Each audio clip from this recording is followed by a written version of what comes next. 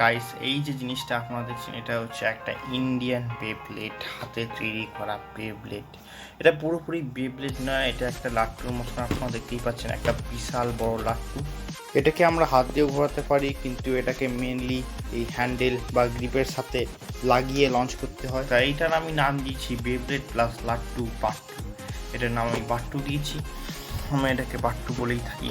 তো এটা আমার কাছে অ্যাকচুয়ালি অনেক দিন ধরে আছে, আর এটা আমি অনেক ইউজ করেছি। আর ওটার লক্ষণ আপনারা দেখতে পাচ্ছেন, যে কারণ এখানে কিছু স্ক্র্যাচ রেখে আছে অনেকগুলো, প্লাস এখানে এটা হচ্ছে এমসিল, অর্থাৎ এই যে মাঝখানের পুরো এটা ছিল ডান্ডাটা, আর এই নিচেরটা এটা পুরো বেরিয়ে গেছিলো, তাই জন্য এমসিল দিয়ে লাগানো হয়েছে।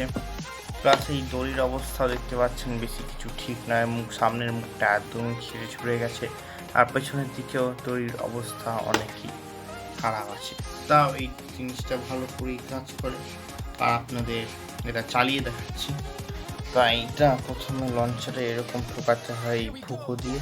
আর কথা হচ্ছে এটা মেনলি এই এরকমভাবে লাগানো ছিল, অর্থাৎ দেখতে গেলে আমি উল্টোভাবে লাগাচ্ছি, কিন্তু আমি এরকমভাবেই লাগাই, কারণ এরকমভাবে লাগালে এইটার সঙ্গে বেব্লেডের এই অংশটার ফ্রিকশন তৈরি হয়, ঘর্ষণ বল তৈরি হয়, তার জন্য বাট্টু ভালো করে ঘোরে না।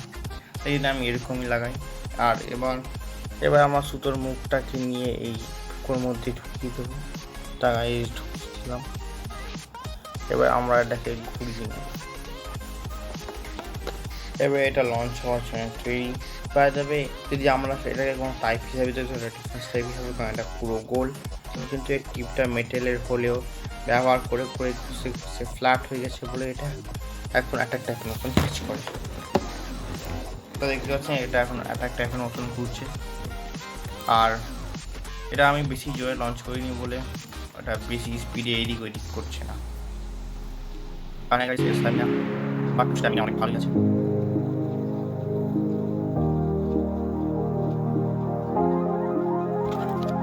আর এটাই ছিল আমাদের আজকের